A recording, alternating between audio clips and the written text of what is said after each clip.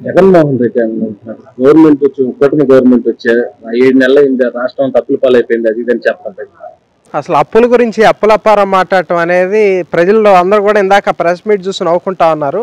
బహుశా ఆయనకి స్క్రిప్ట్ రాసి ఇచ్చిన అతను సరిగ్గా రాసేవలేదో లేదా ఈయన చదివేటప్పుడు బట్టి పట్టుకొచ్చుకున్నది సరిగ్గా చెప్పలేదో అర్థం కాలేదు. కానీ గత ప్రభుత్వంలో అని రాయబోయి ఈ ప్రభుత్వంలో అని రాసి ఉంటారు. ఎందుకంటే మనం చూసుకున్నట్లయితే 11 లక్షల కోట్ల పైబడి అప్పు జగన్మోహన్ రెడ్డి సర్కార్లోనే అది రికార్డు సాధించినటువంటి పరిస్థితి ఉంది. మరి ఈరోజు ఆంధ్రప్రదేశ్ రాష్ట్రంలో తెలుగుదేశం పార్టీ, జనసేన, బీజేపీ కూటమి అధికారంలోకి వచ్చిన తర్వాత చంద్రబాబు నాయుడు గారి యొక్క కార్యదక్షతతో మరి ఏ విధంగా అయితే గతంలో చేసినట్టుగా భారీగా అప్పులు చేయకుండా మరి అటు కేంద్ర ప్రభుత్వం నుంచి సహాయం తీసుకుంటా అట్లాగే ఇక్కడ రాష్ట్రంలో పెట్టుబడుల కోసం ప్రయత్నం చేస్తూ ఇక్కడే సంపద సృష్టించాలి అనే ఒక ఉద్దేశంతో మితిమీరిన అప్పులు చేయకూడదనే ఒక లక్ష్యంతో ఈ కూటమి ప్రభుత్వం పనిచేస్తా ఉన్నటువంటి పరిస్థితి ఉంది. ఈ సందర్భంగా రాష్ట్ర ప్రజానీకం అందరికీ కూడా నేను ఒక చిన్న లెక్క చెప్పబోతా ఉన్నాను.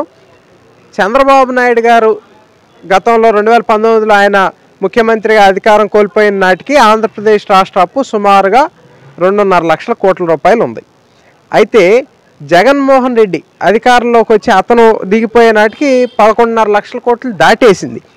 అంటే గతంలో 2.5 లక్షల కోట్లు తీసేస్తే సుమారుగా 9.5 లక్షల కోట్ల రూపాయలు అప్పు ఉంది. ఇందులో 2,70,000 కోట్ల రూపాయలు ప్రజలకి సంక్షేమ రూపేణా నేను అందించానని చెప్పి జగన్మోహన్ రెడ్డి గారు గతంలో చెప్పినటువంటి పరిస్థితి. ఆ 9.5 లక్షల్లో 2,70,000 తీసేస్తే ఎంత ఉంటుందండి? 6,90,000 కోట్ల రూపాయలు ఉంటుంది. ఆ 6,90,000 కోట్ల రూపాయల అప్పులు తీసుకొచ్చినటువంటి డబ్బులు ఎక్కడికి వెళ్ళి అంటే ప్రతి సంవత్సరం కూడా రాష్ట్ర బడ్జెట్ ప్రవేశపెడతానే ఉన్నారు 2 లక్షల పైచిల కోట్లు. వాటి నుంచే ఉద్యోగస్తులు జీతాలు కానివ్వండి, పెన్షన్లు కానివ్వండి, ఇతరత్ర కార్యక్రమాలు చేస్తూనే ఉన్నారు. సంక్షేమ పథకాల కిందకి తీసాంగా 2,70,000 కోట్లు అప్పులోంచి తీసాం. మరి మిగతా ఈ 6,90,000 కోట్ల రూపాయలు ఎక్కడికి వెళ్ళి ఎవరి జేబులోకి వెళ్ళి అంటే ఇదంతా నువ్వు చేసినటువంటి అవినీతి. నువ్వు నీ మనుషులు కలిసి పందికొక్కుల్లా ఈ రాష్ట్రం మీద పడి మేసినటువంటి పరిస్థితినే ఈరోజు మేము ఈ లెక్క సమాధానం చెప్పమనండి. ఏ వైసీపీ నాయకుడైనా ఈ లెక్కకి సమాధానం చెప్పగలరా అని నేను అడుగుతా ఉన్నా. కాబట్టి అప్పులు మీరు చేసి నిందల కూటమి ప్రభుత్వం మీద వేయటం అనేది అది అత్యంత దుర్మార్గం. ప్రజలు అన్నీ కూడా గమనిస్తూ ఉన్నారండి. గతంలో నువ్వు బటన్ నొక్కా అని అన్నావు. ప్రజలు నీకు రివర్స్ బటన్ నొక్కి ఇంట్లో కూర్చోబెట్టారు. ప్రతిపక్ష హోదా కూడా రాకుండా నువ్వు కేవలం పులివెందుల నియోజకవర్గానికి ఒక శాసనసభ్యుడిగా మాత్రమే నువ్వు ఉన్నావు. ప్రజలు నీకు ఇంటూ బటన్ నొక్కారు. అయినా కూడా బుద్ధి లేకుండా ఈరోజు మళ్ళీ వచ్చి బటన్ నొక్కుతానని మాట్లాడుతూ ఉన్నావు. కాబట్టి నీకు ఇక శాశ్వతంగా నీ వైఎస్ఆర్ కాంగ్రెస్ పార్టీకి ఎండ్ బటన్ నొక్కడానికి ప్రజలందరూ కూడా సంసిద్ధంగా ఉన్నారు. ఇప్పుడు జాలి తెలిసి 11 సీట్లని ఇచ్చారు. వచ్చే ఎన్నికల్లో ఆ 11 సీట్లు కూడా వచ్చే పరిస్థితి ఉండదు. కాబట్టి ఏంటంటే ఇక మూటాముల్లి సర్దుకొని నువ్వు ఇంటికి వెళ్ళే పరిస్థితి ఉంది అని కూడా ఈ సందర్భంగా తెలియజేస్తూ ఇక్కడ ఇంకో విషయం కూడా తెలియజేస్తా ఉన్నాం. గతంలో జగన్మోహన్ రెడ్డి ఆనాడు ప్రతిపక్ష నాయకుడిగా ఉన్నప్పుడు, తర్వాత ముఖ్యమంత్రిగా ఉన్నప్పుడు చంద్రబాబు నాయుడు గారిని విమర్శించాడు. చంద్రబాబు నాయుడు గారు హైదరాబాద్లో ఉంటున్నారు, హైదరాబాద్ వెళ్ళొస్తూ ఉన్నారు, ఆయనకు అక్కడ స్థిర నివాసం ఉంది అని చెప్పి అక్కడ తప్పుపట్టినటువంటి పరిస్థితి ఉంది.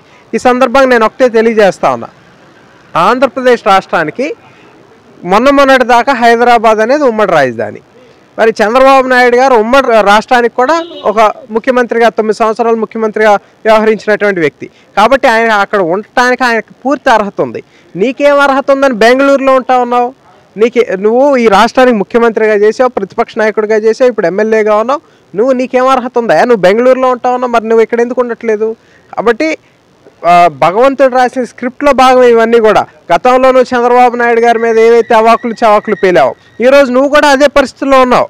కాబట్టి అధికారం శాశ్వతం అని గతంలో విర్రవీగినటువంటి మీరు ఈరోజు ప్రతిపక్షంలో కూడా ఇంకా బుద్ధి తెచ్చుకోకుండా ఇదే విధంగా ప్రవర్తించడం అనేది బాధాకరం. ఖచ్చితంగా ఇన్నాళ్ళు కూడా ప్రజల్ని, కార్యకర్తల్ని అందరినీ గాలికి వదిలేసి ఈరోజు ఏదో ఈ స్టాండింగ్ కౌన్సిల్ ఎన్నికలు వచ్చినాయనో లేదంటే డిప్యూటీ మేయర్, వైస్ చైర్మన్ ఎన్నికలు వచ్చినాయనో వీళ్ళందరినీ తీసుకొచ్చి నువ్వు గూడు పుటాణి చేయటం అనేది వాళ్ళు కూడా నమ్మే పరిస్థితి లేదు.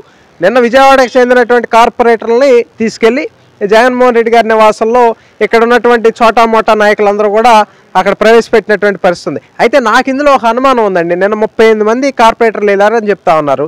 అసలు 38 మంది కార్పొరేటర్లు వైసీపీతోనే లేరు. అంటే రోడ్లో దారిని పోయేవాడిని ఎవరినో తీసుకొచ్చి వాడికి ఒక కండవా వేసి వీడే కార్పొరేటర్ అని చెప్పి దౌర్భాగ్యకరమైనటువంటి పరిస్థితుల్లో కూడా వైఎస్ఆర్ కాంగ్రెస్ పార్టీ ఉందేమని మేము భావిస్తా ఉన్నాం. ఎందుకంటే 38 మంది కార్పొరేటర్ల బలం ఆ పార్టీకి లేదు. ఆ పార్టీ చాలా మంది చీకొట్టి బయటకు వచ్చినటువంటి పరిస్థితి ఉంది. అంటే మేము ఈ సందర్భంగా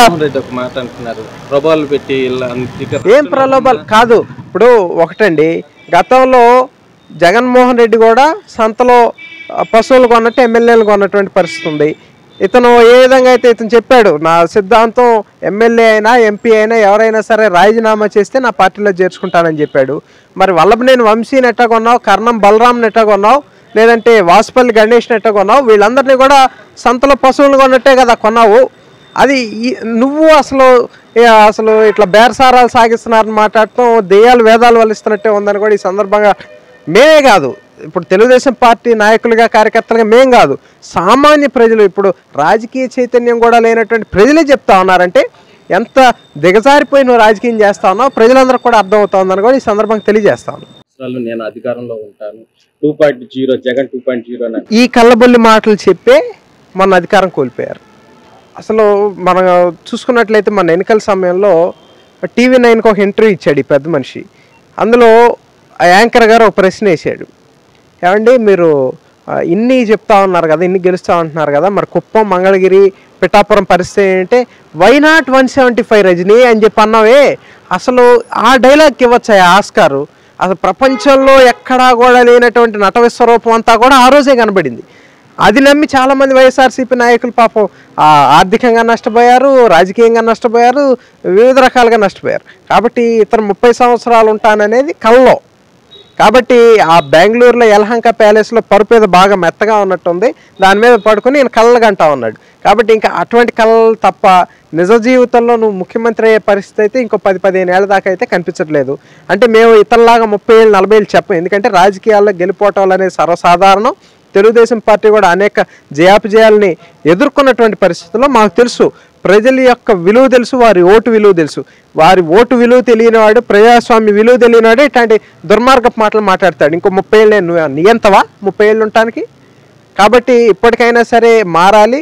దానికి ప్రజలందరూ కూడా చెప్తా ఉన్నారు, ఈయనకి కొద్దిగా మెంటల్ డిజార్డర్ ఉందని కూడా ప్రజలే చెప్తా ఉన్నారు, మేం కాదు, ప్రజలు చెప్తా ఉన్నారు. కాబట్టి ఖచ్చితంగా దానికి కూడా కావాల్సినటువంటి చికిత్స చేయించుకోవాలని కూడా ఈయనకి సలహా ఇస్తా ఉన్నాం. సీటు విచారణ చేయగానే రాత్రి ఇంటి దగ్గర అగ్ని ఫైల్స్ కానీ తగలబడింది అది ఇదని వస్తుంది. దాని మీద అంటే ఒకటండి, జగన్మోహన్ రెడ్డి గారు అభివృద్ధి పనికిరాడు కానీ విధ్వంసం చేయడంలో ఈయనే సాటి.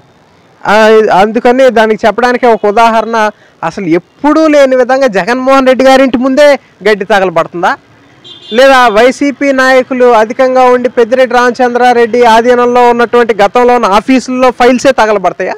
అంటే ఇవన్నీ కూడా వీళ్ళు చేస్తున్నటువంటి కుటిల రాజకీయాల్లో ఒక భాగం.